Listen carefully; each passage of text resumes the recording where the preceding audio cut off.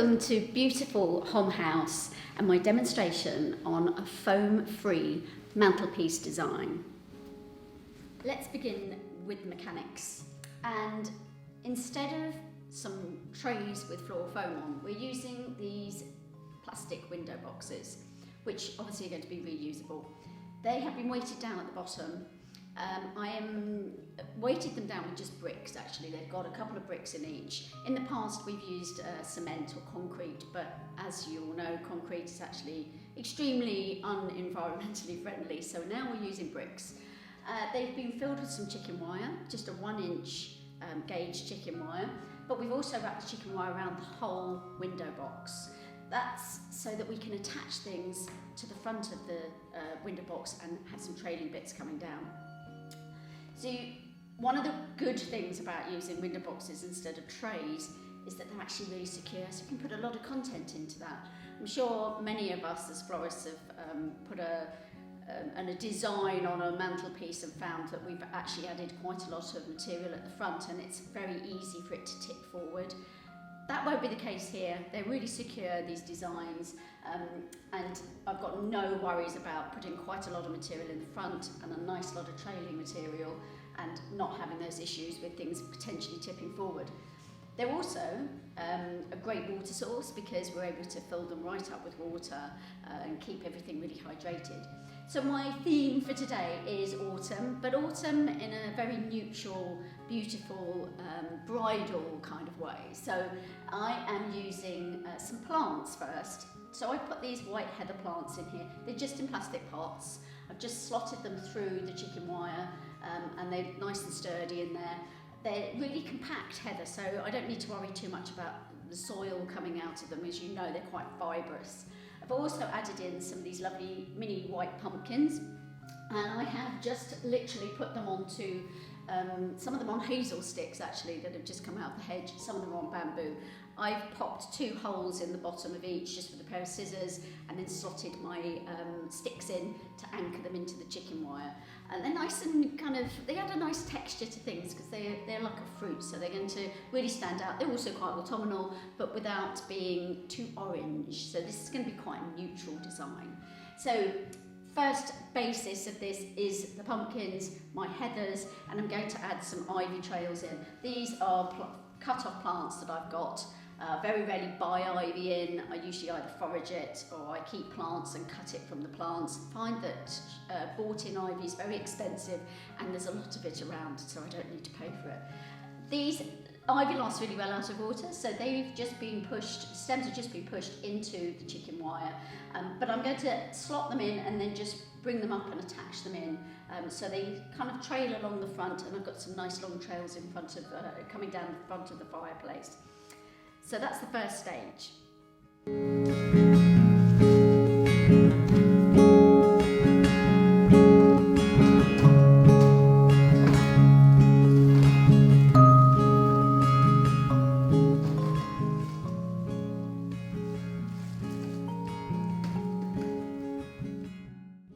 I think it's every florist's nightmare to put something like hydrangea into a design and find that it very quickly wilts. It is a very thirsty flower, and it's also quite often very expensive. So instead of cut hydrangea, I'm using hydrangea plants. They're actually a really reasonable price at the moment.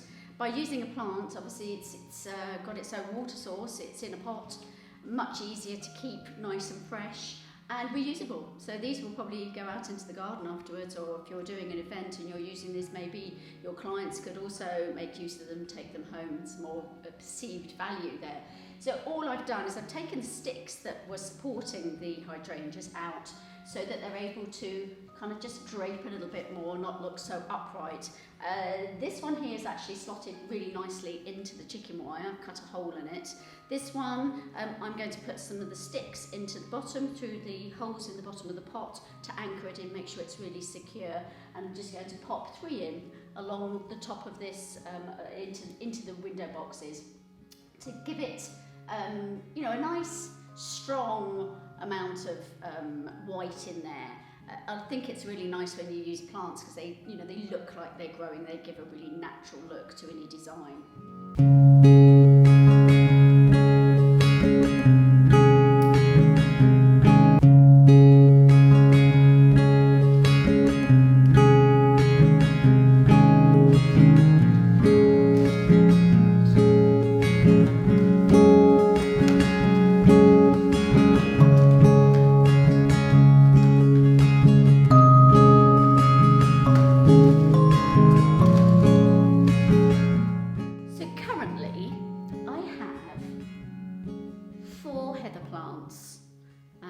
which were very reasonable, under £2. I have 3 hydrangea plants, again quite reasonable, around about £3.25, something like that. I have some foraged ivy, hasn't cost anything except my time, and I have a box of pumpkins, which again were really quite reasonable, and I could potentially use those again. So the cost of this design so far is actually really low. Yes, it needs filling in, it could have lots of flowers in it, but it's a low cost design and all the elements in it are reusable or replantable. So it's actually really cost effective. But of course we're not going to stop there. Of course we're going to add lots of flowers to it. I'm not putting any foliage other than the ivy in this design. I really want the flowers to stand out. I don't want a design full of lots of dark foliage and white flowers. When I'm using ivories and whites, I really tone down on any heavy foliage. Dark green is just too much of a contrast for me. So I'm using wax flower, again in season, quite reasonably priced. White wax flower, lovely quality, and it's replacing my foliage. It's going in, obviously again it lasts quite well out of water, although this is going into water. So it's going into the window boxes and just filling up any of the gaps, camouflaging all my mechanics. But it's not something that I'm really too worried about seeing too much. I'm not making a feature out of it. It's quite nice and light and airy. So it's a kind of foundation, a background flower, just to be, just to camouflage really, but to add a little bit of nice lightness. And obviously it's white, but it has a fair amount of foliage on it. So it's kind of doing the job of foliage for me. Keeping it quite low down. I don't want it to really stand out too much. Just filling in the gaps, straight into chicken wire, which also is reusable. So lots of benefits for using chicken wire. And I know, you know, we worry about the transportation issues with things in chicken wire and water. You know, you can design on site, and for something like this, you probably will be. These actually transport quite well. Just don't fill them up too high with water, top them up when you get there, and use things that are okay out of water for a bit. So things like very thirsty flowers like the roses, they will go in on site potentially. And then you get less damage because they're not travelling in a van and getting knocked about. So I would do the main portion of this if I was transporting it, do the main foundation of it in the workshop, and then I would save my really quality expensive flowers for when I got on site and add them in afterwards.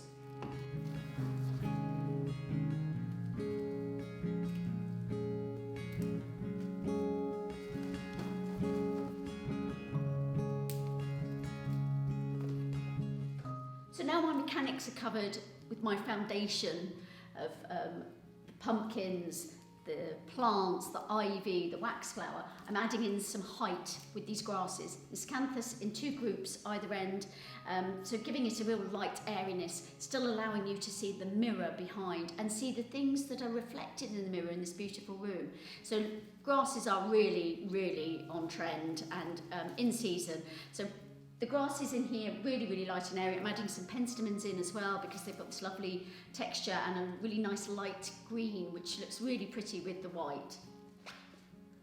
I've put just 12 David Austin roses in this. It still looks as if there are some very luxurious flowers in it, but just 12 in 3 groups of 3.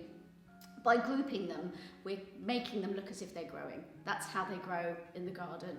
And I think you can do you can work with a low budget and put smaller amounts of very quality flowers in there and create a really luxurious look.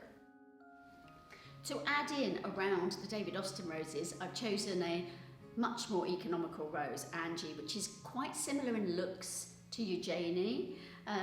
So I'm using these to sort of fill in the gaps in between the groups of the David Austin roses and give it this impression that there are actually a lot of roses in it and they are potentially all very expensive. But in reality, this is less than half the price. So I always look for a second rose to complement the more expensive varieties that I buy. And sometimes that's a spray rose. In this case, it's another standard rose, but it works very well complementing the Eugenie without me having to buy another 2 wraps of a very expensive rose. And I think it's a good way to work if you are on a more limited budget, but you still want your designs to look as if they're packed full of very expensive quality roses. So the last few elements I put in, I just put a few grasses in this lovely clove colour in, which help make the other elements kind of stand out more. They give a little bit more contrast to it, especially against the mirror. Now all I've got to do is top it up with water, check it over. I hope you like it. I hope you've learnt a little bit about how to work on a larger scale and be more sustainable and more environmentally friendly. And I'll see you on the next workshop.